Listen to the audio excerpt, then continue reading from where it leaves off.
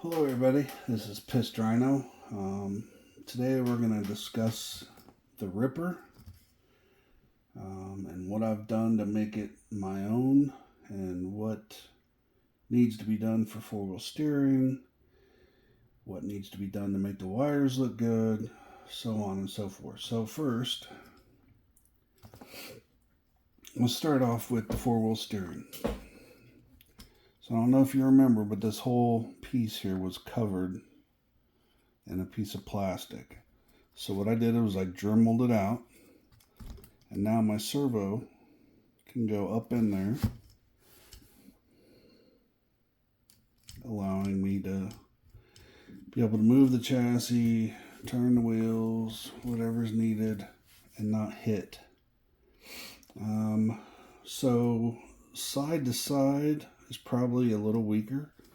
So what I have ordered is aluminum standoffs that'll go between the shocks. That way that it's sturdy and the shocks aren't going to hurt the chassis. So that's what needs to be done for the rear for the servo. Hope everybody can see it well. I think my light.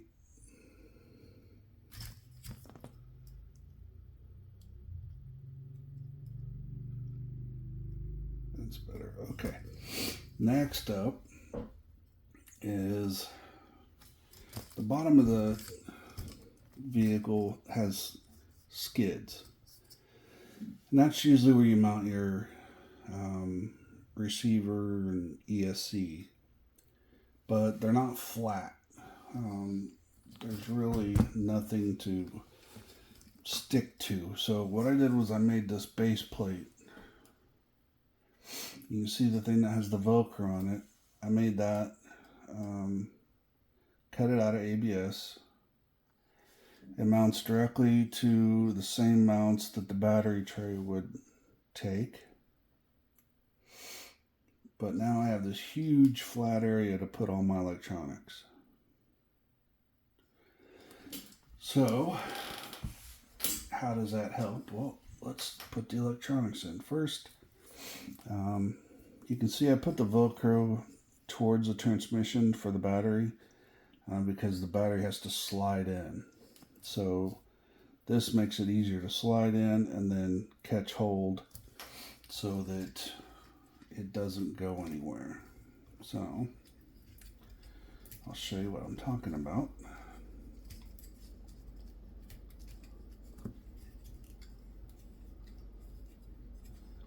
It goes in, and then it snaps right in between the transmission, goes right down on the Velcro.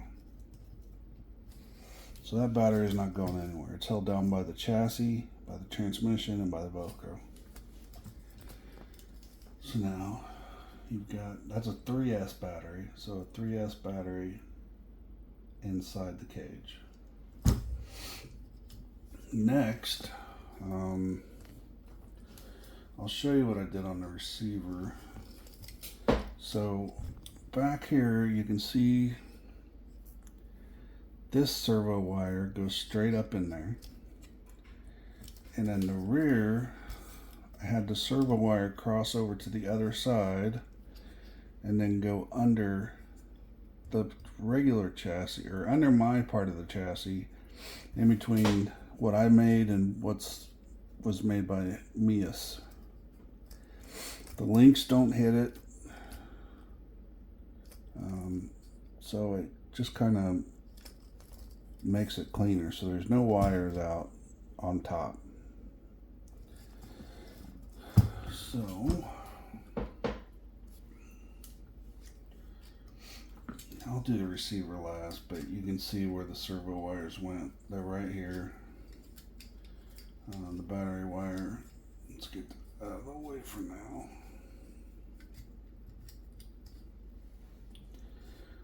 And then you have the motor wire here. Alright, so the motor wire, I'm going to put the ESC right here so that I have the button to turn it on and off right here. So I can just stick a finger into there and turn it on and off. So to do that,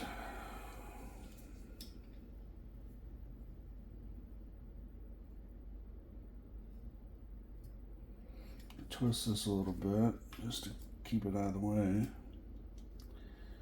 then lock that in. And so now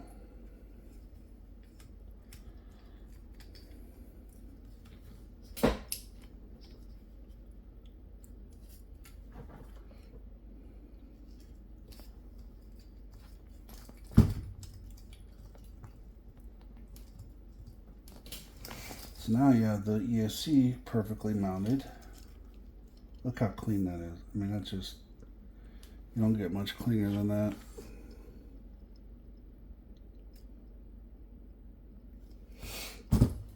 Alright, so now you got all these servo wires. So,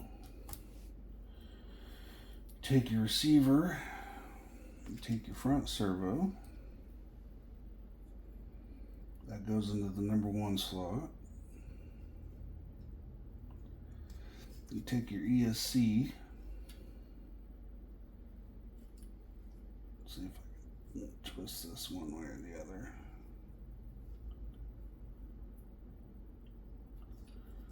Doesn't look like it wants to twist very well, but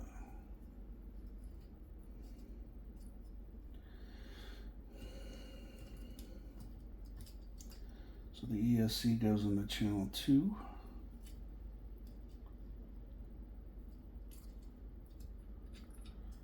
And then the other servo, steering servo for the rear, goes right into channel 3. So now this also leaves one channel. This is actually an 8-channel controller, but this is a 4-channel receiver. So it takes 3 channels to run all-wheel steering. And so I have 1 channel for lights, which I do have lights for this, so that's a plus. So I want to stick this antenna. I'm going to make this antenna like a flag for the rear. I think I might put a carbon fiber stick in there and have that do that. Alright. This is a little harder to do when you have ginormous hands.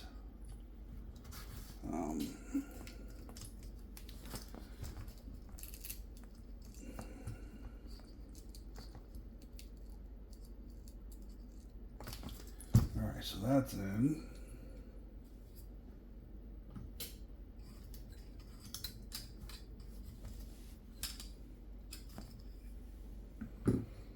These wires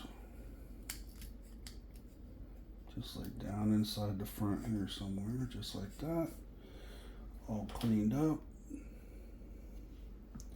And then there you have a fully wired TRX 4M Ripper. To run it, all you got to do is connect the battery and it's good to go. So, all those wires, let's do this. I want to show you this because this is pretty cool. You can connect the battery and leave it on this one since I have the Ultimate and it's got the push button on off. So,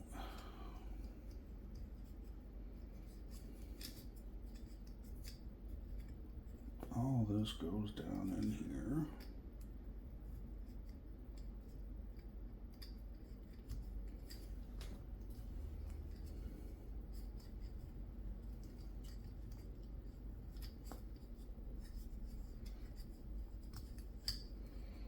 Sorry for the quiet time, but I really want to show you how easy it is to install this stuff. So now you've got this piece.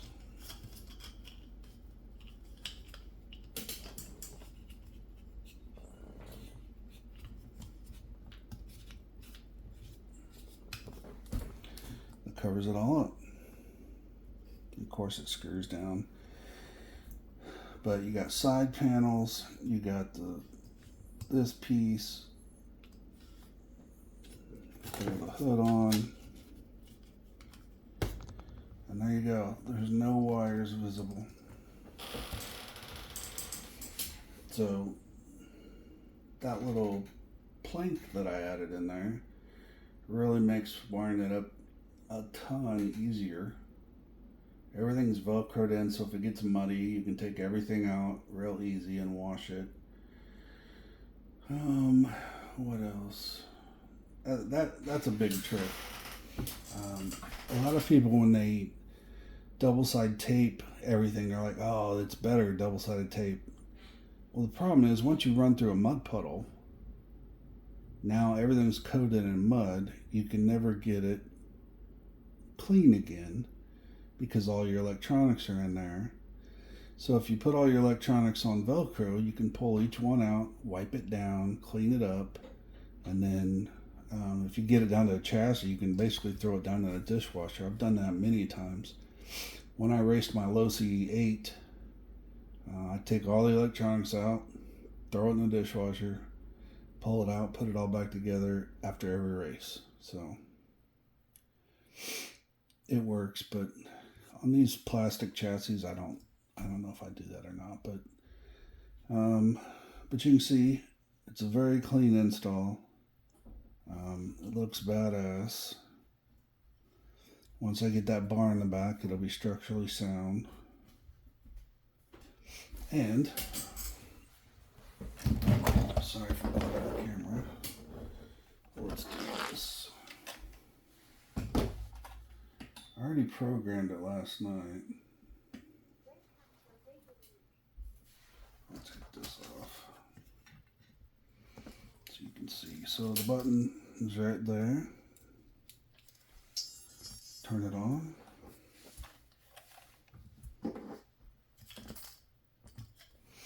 You can see all four wheels steering. But then I set up this button. Now you can steer just the rear. Hit one button. Steer just the front. Hit the same button. Crab walk. One more time, you're back to all wheel steering.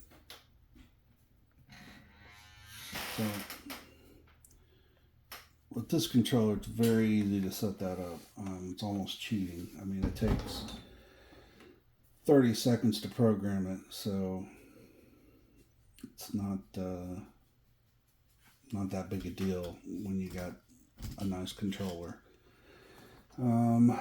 Last thing I want to show you is I did these in red. I've got the side panels. I've got the roof. That don't look bad. The hood, I've ordered some air release vinyl. I'm going to try and wrap the hood. It doesn't, there's a lot of contours in it, but I know with air release I can do a lot better job, so hopefully I'll get that today. Yeah, this one's pretty much ready to go. And this, let's do this.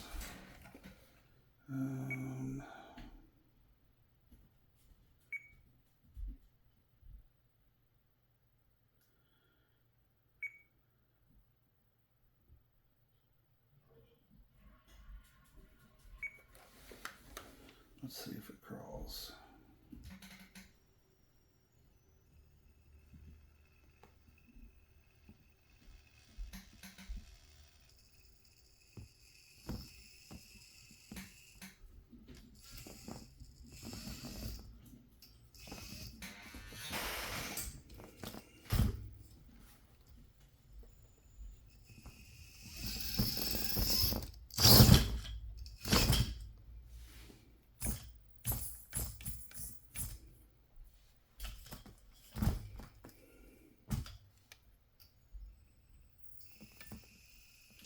Also, I'm running 8 volts on these servos. If you have the Furtech, you can go in and program the ESC for what voltage you want to run. And so I'm running these servos at the highest they can run at.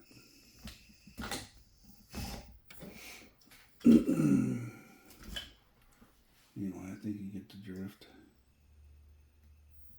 Crawls really slow. Looks like I got some binding somewhere.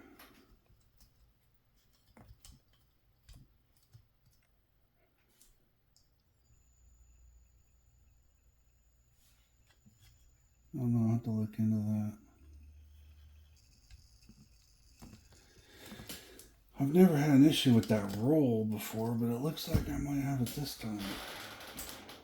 It might be those damn shocks.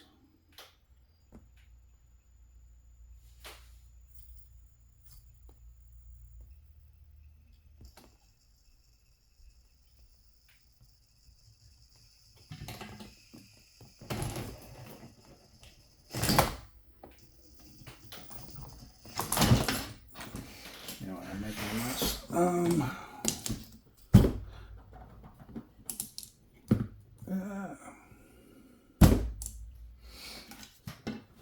Anyway, that's how you do the wiring in a Ripper with the 4-wheel steering.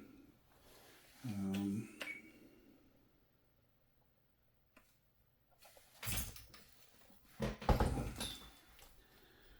this little guy off.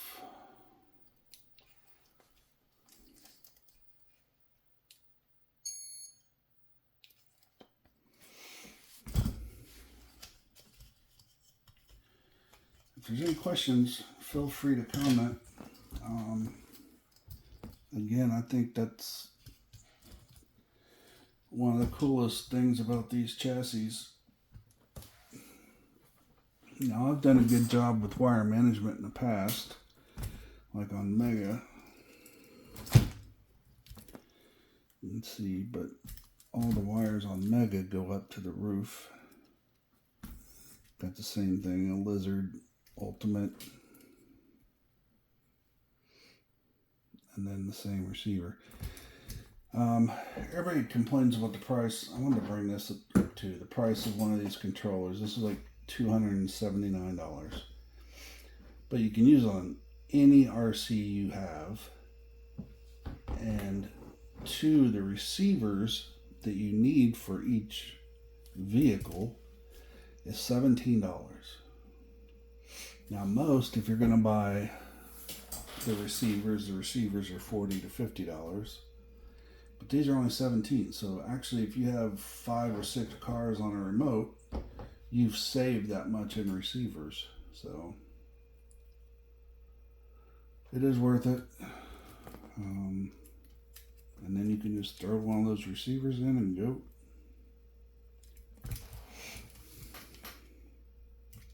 I think I might have to switch out the links on this. I've always been worried about these type links. They seem to work fine. I don't know. That binding is annoying. It's the first time I've had it on a build, so I'll have to look into that. Also, I ordered a set of scales, electronic scales. So I'll be measuring the weight on all 4 corners and make sure that we're getting that 60-40 weight mix. But other than that, that's it for today. Thanks for watching, and have a great day.